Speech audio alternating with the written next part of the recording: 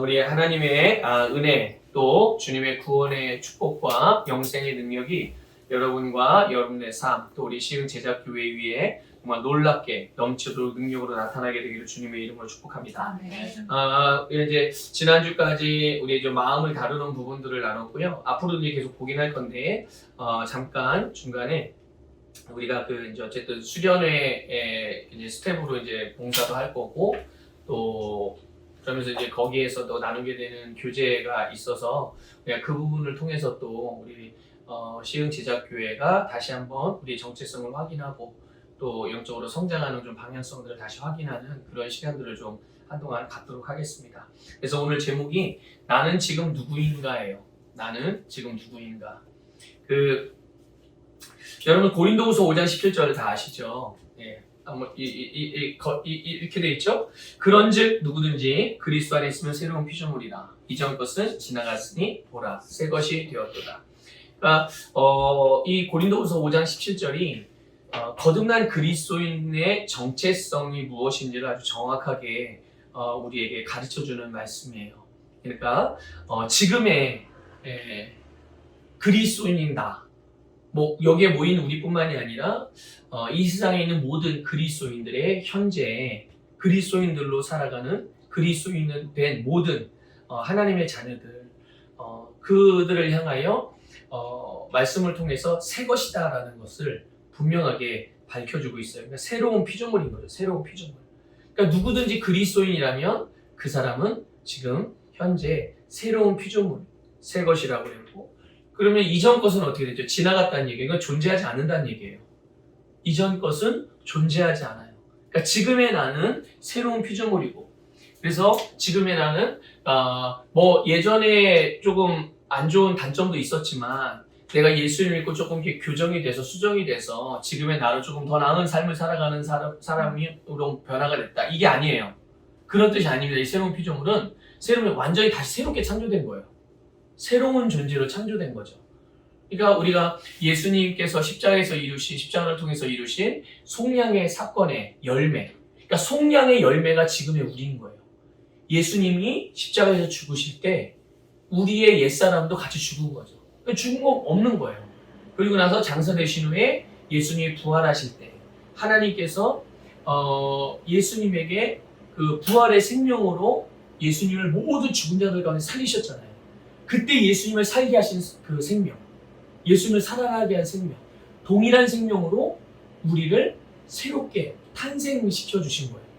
하나님이 성경에서는 하나님이 낳으셨다. 그리고 하나님은 어떻게 낳았냐? 말씀으로 낳으셨다. 이렇게 표현되어 있단 말이죠. 그러니까 우리는 완전히 새로운 존재입니다. 그러니까 우리의 사고방식이라든지 우리의 태도라든지 이 삶의 질이 예전에 우리가 십자가에서 이미 죽고 죽은 처리돼 그때하고는 완전히 다른 성품, 다른 그런 사고방식, 다른 태도, 다른 삶의 방향 이런 것들로 완전히 다 변화돼. 근데 자꾸만 이제 눈에 보이고 들리고 하는 이런 것들이 자꾸만 우리 감각을 통해서 정보가 들어오니까 우리가 자꾸만 그런 감각을 통해 들어오는 정보로 인해서 그걸 먼저 자꾸 받아들이는 그런 습관들이 아직 우리 몸에 배어 있는 거잖아요. 그리고 우리 혼에 속해 있는 생각하는 어떤 방식이라든 이런데 길들여져 있었기 때문에 이제 이것들을 늘 새롭게 우리가 거듭난 우리의 영처럼 새로운 피조물을 된 나의 영, 이 영처럼 변화시켜가는.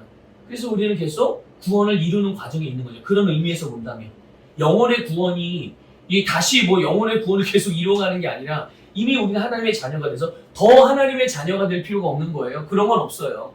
우리는 이미 의롭게 된 존재이기 때문에 더 의로워질 게 없는 거예요. 단지 우리가 아직 변화되지 않은 우리의 생각이라든지 또 우리 육신의 습관들을 우리 거듭난 영의 그런 존재처럼 우리 안에 존재하고 있는 몸 안에 살고 있는 우리 거듭난 영처럼 그렇게 기능할 수 있게 계속 우리가 생각도 바꿔가고 육신의 습관도 바꿔가는 하나님의 말씀을 통해 그런 삶을 살아가는 거죠. 자, 그러면 어쨌든 이 새로운 피조물이라는 의미가 뭐냐? 여러분 오늘 우리가 읽은 이 에베소서 본문 말씀에 보게 되면 과거의 나와 지금의 나에 대해서 어떻게 다른 존재인지를, 어떻게 다른지를 말씀해주고 있어요. 그래서 3절에는 이렇게 표현되어 있죠. 전에는, 그렇죠? 전에는, 그리스도인이 되기 전에는 어떤 존재였냐면 본질상 진노의 자녀인 거예요. 그러니까 본질적으로, 그러니까 본성적으로, 태생적으로 진노의 자녀.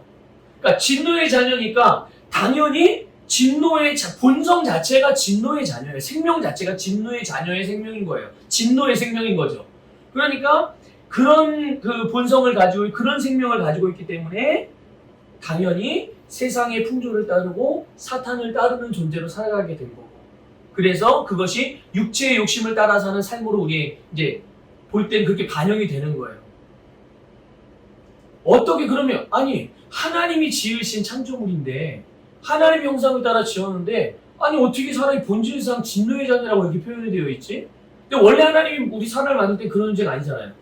근데 어떻게 하다가 사람이 이렇게 어마무시한, 정말 생각하기도 싫은 이런 진노의 자식이 되었냐.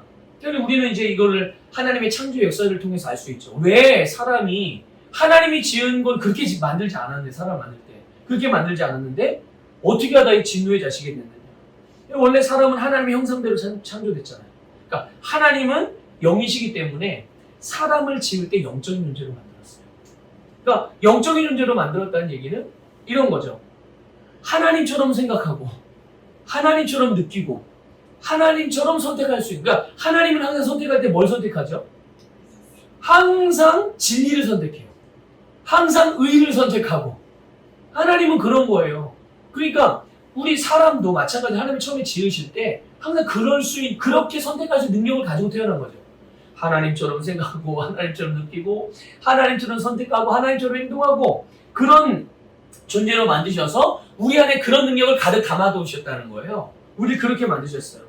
그래서 영과 혼과 몸이 완전히 연합되어져 가지고 우리가 하나님과 영적으로 하나 되어서 하나님과 교제할 수 있는 그런 정말 영적인 존재로 우리가 창조된 거죠. 저와 여러분이 그렇게 만들어요. 저와 여러분뿐만 아니에요. 모든 사람이 그렇게 지음받은 거예요. 하나님으로부터.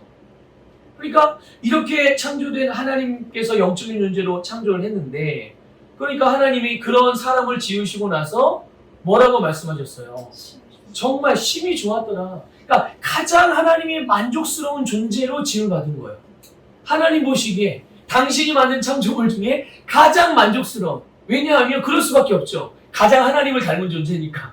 하나님이 만드신 것, 그러니까 이게 정말 이런 걸 한번 상상을 해보세요. 상상의 나래를 펼쳐서 한번 상상해 보세요. 하나님이 나를 지으시고 나서 나를 보시면 가장 만족스러워 하셨어. 근데 그 만족스러워 하실 수밖에 없는 이유가 내가 가장 하나님을 닮은 존재가 되었기 때문에, 그렇게 지음받았기 때문에 하나님은 나를 보실 때마다, 그러니까 스바냐서 3장 17절 말씀, 그 찬양도 있잖아요. 하나님이 우리를 잠잠히 바라보시고 기뻐하시고, 그 기쁨을, 나를 보면서 기쁨을 이기지 못해서 하나님 스스로가 막 노래하고 하나님 스스로가 기뻐 뛰고 하나님 스스로가 그 기쁨을 주체할 수 없을 만큼, 누구를 보면서? 우리를 보면서. 그러니까 하나님과 같이, 하나님은 이 세상에 하나님이 만든 것 중에 가장 하나님을 닮은 존재. 네. 그래서 창세기 1장 26절을 통해서 이렇게 하나님 만드신 창조물 중에 가장 하나님을 닮은 존재에게 하나님이 주신 게 있죠. 창세기 1장 26절. 그리고 이랬습니다. 하나님이 이르시되 우리의 형상을 따라 우리의 모양대로 우리가 사람을 만들고 그들로 바다의 물고기와 하늘의 새와 가축과 온 땅과 땅에 기는 모든 것을 다스리게 하자 하시고, 하나님이 주신 모든 것을 다스리게. 그러니까 이런 거예요. 하나님께서 하나님이 지으신, 하나님을 가장 닮은 이 사람에게 그 사람이 하나님이 지은 땅에서 살아가는 존재의 목적을 주신 거죠. 그 목적이 뭐예요? 하나님이 지은 땅을 다스리는 게 존재. 이게 존재의 이유인 거예요. 하나님께서 사람을 지으시고 네가 네 마음대로 살아가 아니. 그러면 마음대로 살아가 이렇게만 했다면 아마 이 사람들은 자기가 이 세상에 왜 존재해야 되는 그 존재 이유를 막 찾아다닐 거예요. 어디선가. 근데 하나님이 아예 주셨어요. 너는 이것을 위해서 존재하는 거야. 내가 지금 모든 것 다 다스려. 그러니까 왕의 권세를 다스리는. 그러니까 존재의 이유를 주신 거죠. 그러니까 어디 가가지고 존재 이유를 찾을 필요가 없는 거예요. 여기 가서 기웃거리고 저기 가서 기웃거리고 여기서 좀 가리는 나 존재 이유 좀 알려주세요 할 필요가 없는 거죠. 애초에 태어날 때부터 만들어질 때부터 창조될 때부터 존재의 이유를 가지고 태어난 거니까요. 네? 그걸 알고 있는 거죠. 이 아담도. 근데 하나님이 주신 온 세상을 다스리는 게 이게 바로 사람이 창조되면서부터 이미 그 목적을 가지고 있는 거예요. 그리고 그뿐만이 아니죠. 이제 사람이 항상 하나님과 함께 하면서 그분의 임재 안에서 영적으로든 물질적으로든 또는 초자연적으로든 자연적으로든 모든 필요가 공급이 됐어요. 그러니까 먹고 사는 문제가 애초부터 창조될 때부터 먹고 사는 문제가 없어요. 아예 문제가 없는 거예요. 어디 가나 다 원하면 얻을 수 있었고 먹고 싶으면 먹을 수 있었고 주고 싶으면 줄 수 있었고 그러니까 살아가는데 그러니까 불안하거나 초조하거나 걱정하거나 염려할 수 그럴 필요가 없는 거죠. 그러니까 사람은 애초부터 그러니까 이 필요의식이 아예 없었던 거예요. 뭐가 필요하지? 이 필요라는 자체를 모르고 그러니까 얼마나 안정되게 살겠어요. 전혀 불안함이 없는 거예요. 흔들림이 없는 거예요. 그렇기 때문에 사람은 하나님 안에서 가장 안전하고 안정되고 흔들림 없이 살아갈 수 있는 그런 존재. 게다가 여러분 사람이 하나님과 연합이 되어 있잖아요. 그렇죠? 그러니까 하나님 안에서 가장 완벽한 친밀한 교제를 누리는 가장 완전한 사랑, 가장 완전한 관심 속에서 이 사람이라는 존재가 살아가게 되는 거예요. 그러니까 그 안에서 사람은 하나님께 나아가는 데 있어 어떤 거리낌도 없어. 하나님께만 그래요? 아니요. 하나님께만 그런 게 아니에요. 하나님께만 그런 게 아니라 사람과 사람의 관계 안에서도 서로가 서로에게 소속이 되어지고 서로가 서로에게 용납이 되어져서 받아들여주고 이런 관계가 그러니까 어떤 것에 대해서도 부끄러움이나 부담이 없이 서로에게 다가가기도 하고 서로를 받아들이기도 하고 저 사람이 이렇게 생각 못하지 하나님은 이렇게 생각 그런 거를 생각할 이유가 없는 거예요. 정말 하나 된 교제. 그러니까 벌거벗었어도 서로가 조금도 부끄러움이나 수치감이 들지 않는 거예요. 그렇다고 또 상대방이 너 벌거벗었으니까 나한테 오면 안 돼? 이게 아니고 벌거벗은 모습을 가면 정죄하거나 판단하거나 비웃거나 이런 게 없는 그냥 있는 모습 그대로 하나님도 나를 있는 모습 그대로 받아들여 주시고 내가 사랑하고 내가 관계 안에 있는 사람들 나를 있는 모습 그대로 받아들여 주고 나도 하나님을 그대로 받아들이고 다른 사람도 나도 다른 사람을 있는 그대로 받아들이고 그러니까 어디에서도 불편하거나 부담되거나 불안한 관계가 안 되는 거예요. 이게 하나님이 원래 사람을 지을 때 모습이에요. 얼마나 완벽합니까? 네. 하나님이 정말 그렇게 가장 최고로 만족하실 만하죠. 그렇죠? 자, 그런데 어떻게 하다가 이렇게 지음받은 사람이 세상에 진노의 자녀라고 불릴 만큼 이런 존재가 됐느냐는 거예요. 여러분 잘 아시죠? 사탄이 거짓말로 유혹을 했어요, 사람을. 그래서 그 유혹에 넘어가서 하나님이 먹지 말라고 했던 선악을 알게 한 나무의 열매를 먹어요. 다른 말로 하면 하나님의 말씀을 거절하고 불순종한 거예요. 하나님께는 불순종하고 사탄의 말을, 사탄의 거짓말을, 사탄의 유혹을 선택한 거예요. 그런데 그거에 따른 결과가 너무나도 정말 그 대가가 너무나 참혹한 거죠. 그 대가가 뭡니까? 여러분의 표현을 한번 해보세요. 그 아담과 하와가 하나님이 먹지 말라고 했던 선악을 알게 하는 나무를 마귀의 유혹을 선택하여 먹었어요. 그 결과가 뭐예요? 여러분이 알고 있는 표현을 한번 표현해보세요. 그 결과 하나님과의 관계가 끊어졌어요. 또 어떻게 표현할 수 있겠어요? 네, 영적인 죽음. 근데 그 죽음은 완전히 영원한 사망이죠. 영원한 죽음. 정말 정말 영원한 사망, 하나님 관계가 끊어진 상태가 되어져 버린 거예요. 그것이 오늘 우리가 읽은 본문 말씀에서 말하고 있는 모든 사람이 본질상 진노의 자녀가 된 이유. 태어나는 모든 사람, 엄마 아빠가 아무리 착하고 엄마 아빠가 아무리 선해도 심지어 엄마 아빠가 예수 그리스도를 믿고 거듭났어도 그 씨를 가지고 태어난 사람들은 어떻게 되는 거야? 다. 애초에 첫 번째 사람이 씨가 어떤 씨예요? 여러분, 그 완두콩 씨가 완두콩에 씨가 있어요. 그럼 이 씨를 심으면 뭐가 나요? 자, 완두콩이 나요. 이 씨를 그런데 어느 날 이 완두콩 씨를 열심히 막 닦았어요. 아주 깨끗하게 막 닦고 막 반짝반짝반짝 윤이 나게 그렇게 다 심었어요. 그래서 전에는 그냥 막 흙도 묻고 막 그랬던 껍데기도 막 이렇게 그냥 쌓여져 있고 이거를 심었어요. 그래도 완두콩이 났어요. 근데 이번에는 이번에 완두콩, 이거 좀 깨끗한 콩을 심으면 좀 더 많이 열매를 맺지 않을까? 좀 다른 열매, 완두콩에서 강낭콩도 함께 나지 않을까? 이런 기대감을 가지고 막 열심히 깨끗이 닦아가지고 심었어요. 뭐가 날까요? 혹시 더 깨끗하게 했으니까 강낭콩이 날 수도 있지 않을까? 아니, 그죠? 왜냐면 씨가 완두콩이니까 종이 다른 것을 낼 수는 없는 거예요.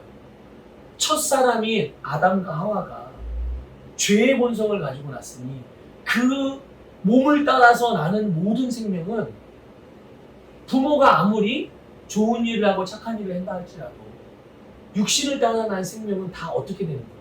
죄인으로 태어나게 되는 거예요. 이게 아니 어떻게 그럴 수가 있어 라고 말할 수 있겠지만 하나님께서 만드신 창조의 자연적인 원리만 봐도 금방 알 수 있는 거예요.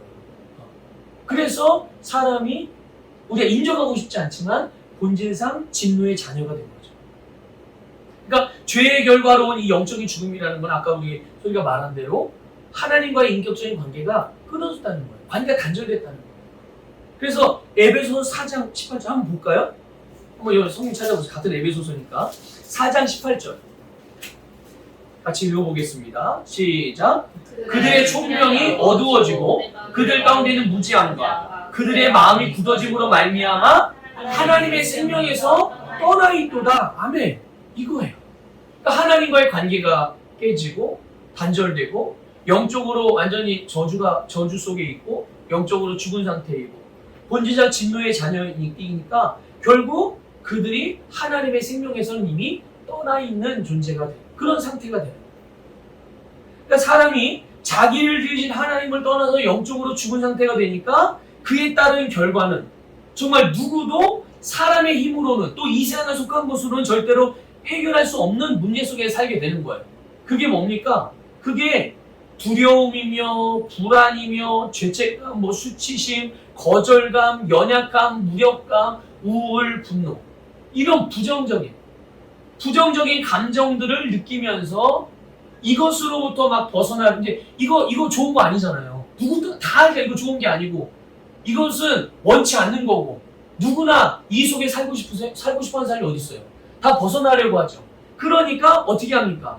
여기에서 벗어나려고 하는 온갖 노력을 하면서 인생의 모든 시간과 기회를 이것을 위해서 소비하게 되는 거예요. 이걸 해결하기 위해서 돈을 벌고 이걸 해결하기 위해서 공부를 열심히 하고 이거를 해결하기 위해서 좋은 학교를 가려고 하고 이걸 해결하기 위해서 착하게 살려고 하고 이걸 해결하기 위해서 사랑도 해보려고 하고 이걸 해결해보기 위해서 사랑하는 사람을 찾으면 가정도 꾸리려고 하고 모두 다 이런 것들.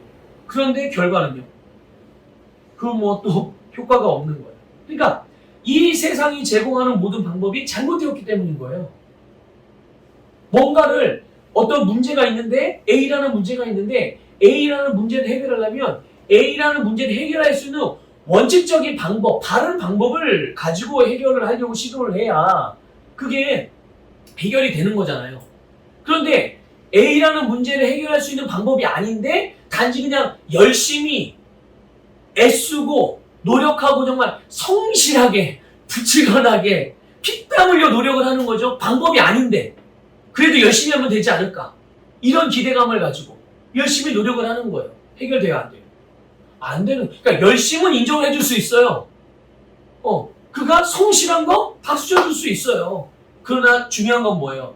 이 사람이 얻고자 하는 것은 열심히 했다고 성실하게 했다고 박수 쳐주고 인정받는 게 자기가 원하는 게 아니야. 물론 그것도 좋지만 자기가 진짜 그렇게 열심히 하고 성실하게 했던 거는 자기에게 당면 A라는 문제를 해결하기 위한 거였거든요. 그런데 정작 문제는 해결되지 않은데 옆에 사람들이 잘했다고만 칭찬해주고 격려만 해주고 있는 거야. 그러니까 이 심령의 갈급함이 어때요? 갈망함이 만족을 얻을 수가 없고 해결할 수가 없으니 계속 뭔가 끊임없는 갈증이 계속 생기는 거예요. 이 갈증은 언제까지 될까요? 자기가 해결하고자 하는 근본적인 문제를 해결하기 전까지는. 그런데 중요한 것은 사람이나 세상이 주는 이걸 해결하기 위한 방법이 다 어떻다는 거예요? 잘못된 것들이었다는 거예요. 그러니까 세상은 원래 사람이 창조될 때 가졌던 것들을 회복할 수 있는 방법을 끊임없이 세상이 제공하려고 해요. 주려고 해요. 그러나 그 어떤 것도 맞는 게 있어요? 없어요? 없지요. 없어요. 그래서 사람들은 자기가 사는 목적을 찾기 위해서 아까 말씀드렸죠. 사람은 원래부터 가지고 태어났어요. 뭐를요? 자기가 이 세상에 존재해야 되는 이유. 그 목적을 가지고 태어났어요. 원래. 그게 뭡니까? 다스리는. 그런데 그거를 빼앗겨 버렸죠. 그래서 어둠 가운데 있으니까 다스려야 될 세상에 다스림을 받고 사는 거꾸로 뒤집혀진 거예요. 그러니까 자기가 사는 목적을 사람들은 이제 막 찾기 위해서 이런저런 계획을 세우고 나름대로 그것을 이루고 막 좋은 평판을 얻을 만한 업적을 이루어보지만 그것으로 자기의 존재의 목적을 찾을 수가 없는 거예요. 또 아까 말씀드렸죠. 사람은 원래 먹고 사는 문제에 대하여 고민할 필요가 없었어요. 아예 그런 개념 자체도 없었죠. 왜냐하면 하나님이 모든 것을 다 제공해 주셨으니까 가지고 태어난 거예요. 애초부터 만들어질 때. 그런데 범죄한 순간부터 사람들은 이제 삶에 불안을 느끼기 시작하고 염려하기 시작하고 그러니까 그 먹고 사는 문제, 기본적인 생존권의 문제부터 불안하기 시작한 거예요. 그래서 사회적인 지위 또는 다른 사람들의 어떤 인정을 통해서 내 존재감을 확인하려고 하고 나의 어떤 중요성을 얻고 싶어서 그런데 결국은 계속 어때요? 불안하고 초조하고 조급하게 돼요. 외모를 가꾸기도 하고 사람들의 칭찬을 받기도 하고 그래서 누구 나에게 정말 호감이 되고 싶고 누구나 나를 다 좋아해 줬으면 좋겠고 그렇게 돼서 다른 사람에게 인정받고 받아들여지도록 노력하지만 여러분 누군가의 말, 누군가의 표정, 누군가의 행동 특정한 상황에서 평소에는 막 다 저기 있다고 누군가 한 사람이 어떤 사람의 한마디가 아니 어떤 한 특정한 상황이 그것으로 해서 내가 거절감을 느끼면서 다 같이 있는 것 같지만 혼자 있는 것 같고 다 그래도 많은 사람이 나를 지지해주지만 한두 사람이 지지하지 않고 반대하는 것 때문에 그것 때문에 내가 스스로 불안해하고 막 내 존재감을 상실해서 내가 무가치한 사람인가? 왜 사람이 날 싫어하지? 마치 전체가 다 나를 싫어하는 것처럼 그런 부정적인 감정을 가진다는 거예요. 그러니까 이걸 해결하려고 사람들은 다 애초부터 하나님이 우리에게 주신 이 모든 것들을 이제는 자기가 세상의 방법을 살아야 방법으로 막 찾아보려고 열심히 노력하고 애쓰는 거예요. 자, 그런데 한번 여기 찾아보세요. 전도서. 구약성의 전도서 1장 2절 3절인데요. 여러분들 다 아는 말씀일 거예요. 그렇지만 제가 성경을 찾으라고 하는 이유는 제 말이 아니라 하나님의 말씀이 능력이 있으니까 하나님의 말씀으로 여러분들이 이것에 대해 분명하고 확실하게 여러분의 마음과 생각을 확고하게 지키라고 이 말씀을 찾고 같이 읽자는 거예요. 자, 같이 읽어. 1장 2절 3절이에요. 읽겠습니다. 시작. 전도자가 이르되 헛되고 헛되며 헛되고 헛되니 모든 것이 헛되도다. 해 아래에서 수고하는 모든 수고가 사람에게 무엇이 유익한가? 아멘. 읽어보세요. 모든 게 다 어떻대요? 헛되요. 해 아래에서 수고하는 모든 수고. 그 수고 아무리 노력하고 수고하고 애쓰고 그래도 본인이 얻고 싶은 거 다 얻었다고 한 것 같아도 사람들이 인정받는 것 같아도 결국은 그 사람에게 유익이 있다는 거예요? 없다는 거예요? 없다는 거예요. 없다는 거예요. 심지어 여러분 율법을 지키는 것조차도 뭐까지도요? 율법을 지키는 것조차도 여러분, 율법은 누구에게 주어진 거예요? 모든 사람에게 주어진 게 아니에요. 율법은 누구에게 주어진 거예요? 하나님의 백성에게만 주어진 거예요. 이스라엘 백성들에게만. 그런데 하나님이 그들에게 율법을 주신 목적이 뭐죠? 그들을 구원하시기 위해서요? 천만의 말씀이요. 율법의 목적, 여러분, 율법은요, 절대로 구원하는 능력이 없어요. 이거 아셔야 돼요.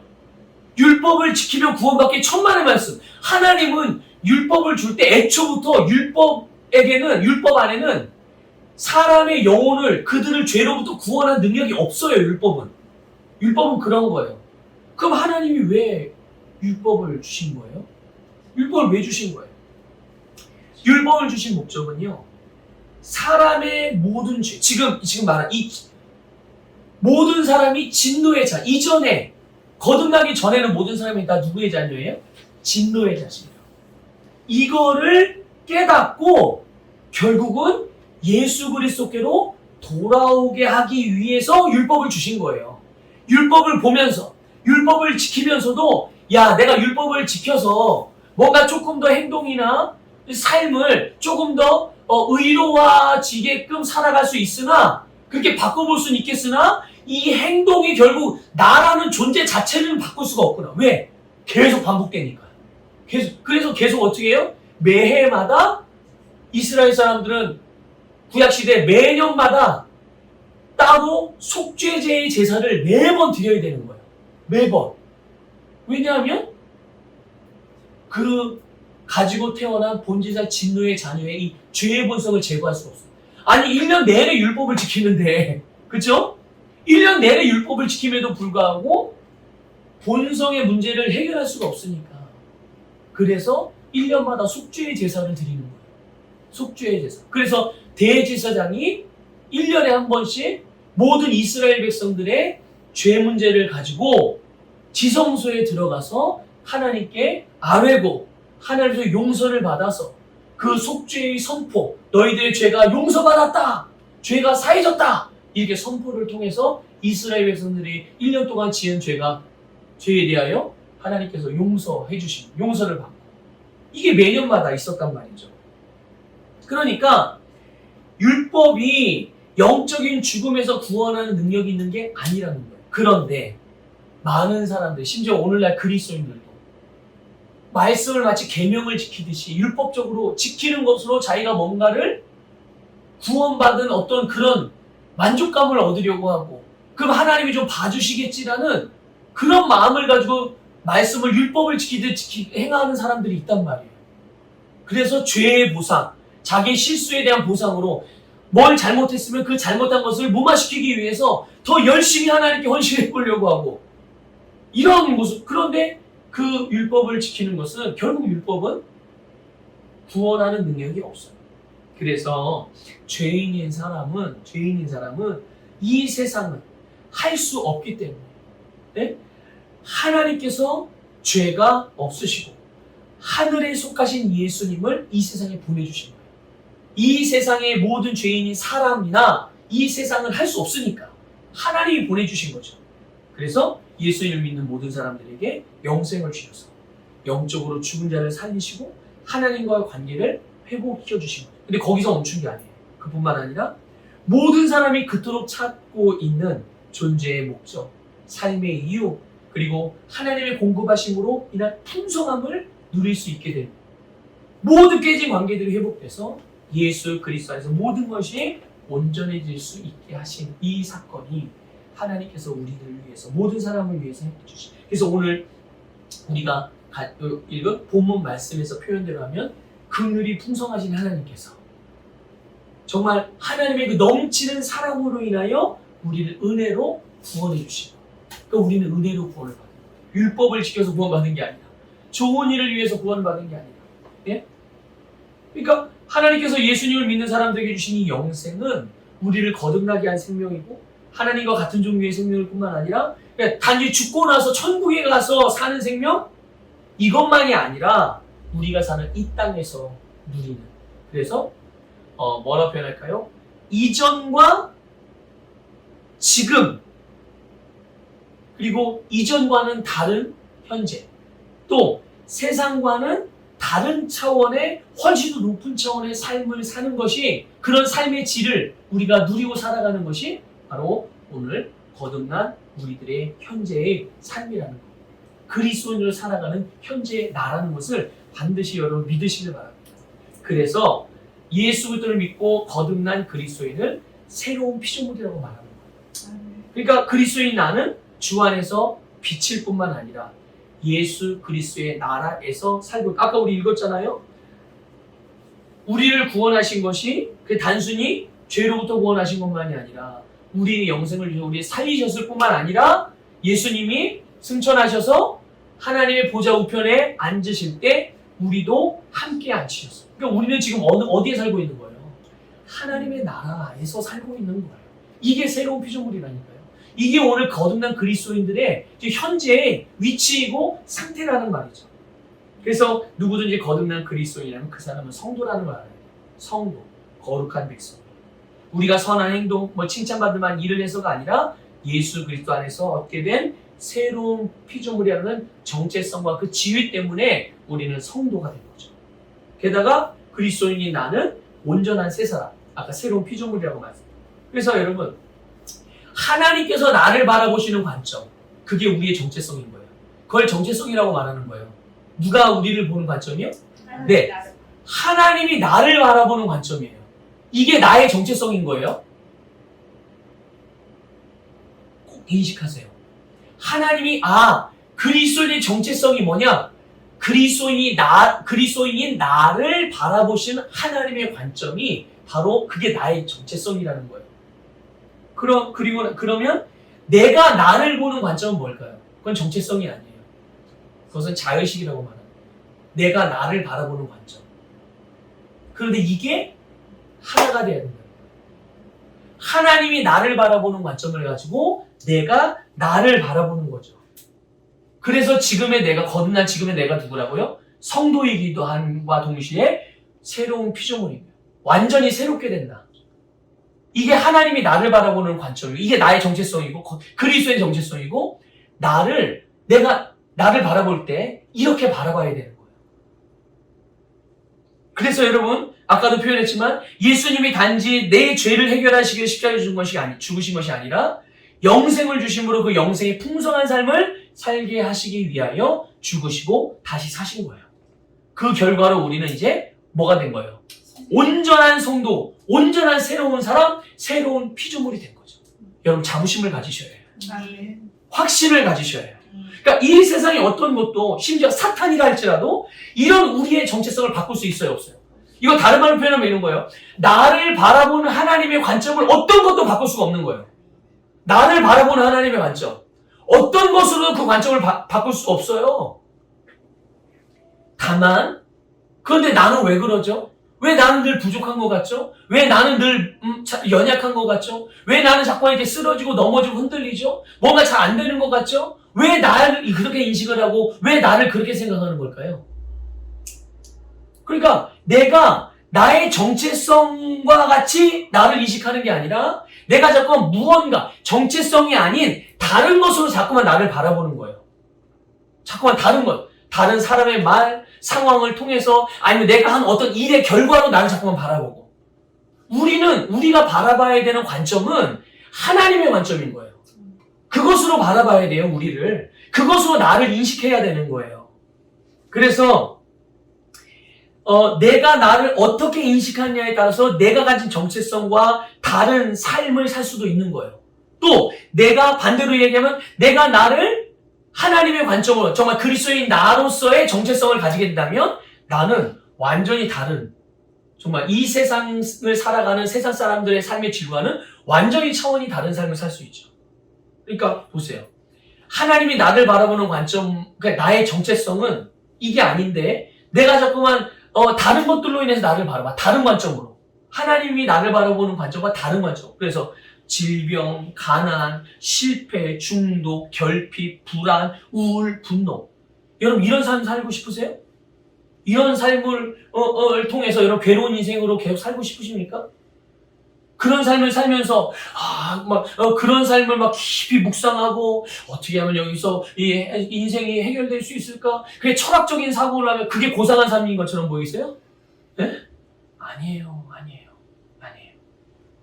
여러분, 우리는 하나님께서 나를 바라보시는 관점을 가지고 나를 바라보면서 살아가는데, 아니 하나님이 나를 그렇게 지금 그런 존재가 되게 하셨는데 왜 자꾸만 나는 다른 눈으로 다른 시각으로 보면서 왜 내가 그런 존재가 아닌데 내 존재가 아닌 다른 것으로 살아가려고, 그러니까 어울리지 않는 옷을 입으니까 불편한 거예요.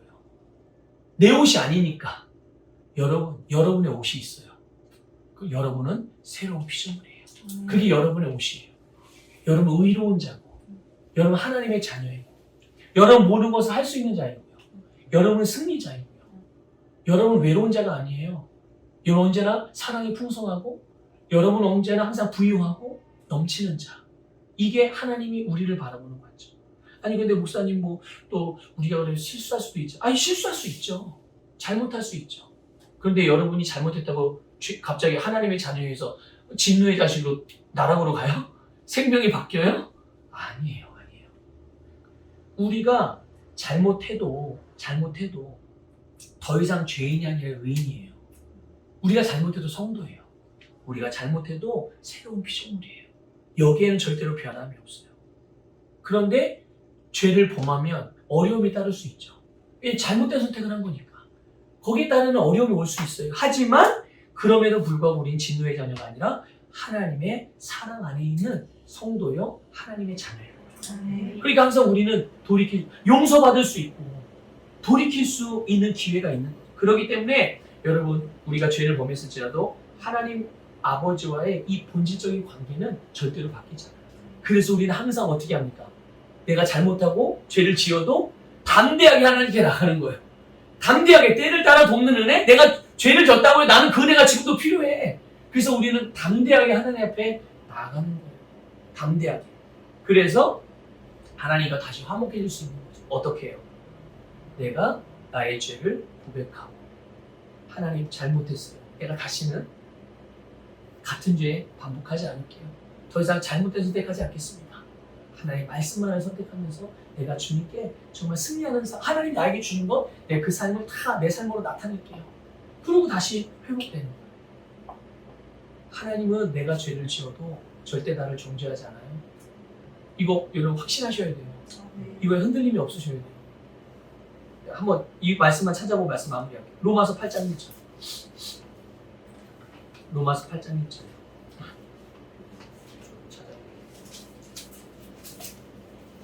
로마서 8장 1절. 2절까지 같이 읽어요. 2절까지. 시작. 그러므로 이제 그리스도 예수 안에 있는 자에게는 결코 정죄함이 없나니 이는 그리스도 예수 안에 있는 생명의 성령의 법이 죄와 사망의 법에서 너를 해방하였습니다. 아멘. 그러므로 이제가 중요해요. 이제가 언젠데요? 그리스도인된 나. 그리스도인인 나. 그리스도 예수 안에 있는 자에게는 결코 정죄함이 없어요. 하나님이 나를 정죄하지 않는다는 뜻이에요. 하나님이 우리의 죄를 막 묻고 따지고 그러면서 너 이때 이랬지, 너 몇 년도 몇 월 며칠, 너 몇 시 몇 분에 너 이런 죄 졌지, 너 이런, 하나님이 그런 거 따지지 않는다는 거예요. 비난하지 않아요. 물론 하나님은 우리를 훈계하십니다. 바른 길로 인도해 주세요. 뭐가 옳은 길인지 가르쳐 주세요. 하지만 하나님은 우리를 정죄하지 않아요. 아까 말씀드린 대로 우리가 잘못했다면 회개함으로 하나님께로 바로 돌아가면 되는 거예요. 그리고 돌이키면 되는 거죠. 그럼 우리는 언제나 용서받을 수 있는 거죠. 우리가 언제나 용서받을 수 있는 이유는 우리가 하나님의 자녀이기 때문이에요. 그리스도인이기 때문인 거예요. 그러니까 여러분 현재의 내가 누구인지 하나님의 관점으로, 다른 말로 표현하면 나의 그리스도인의 정체성 안에서 나를 인식하고 바라보면서 항상 그렇게 기능하세요. 아시겠습니까? 네.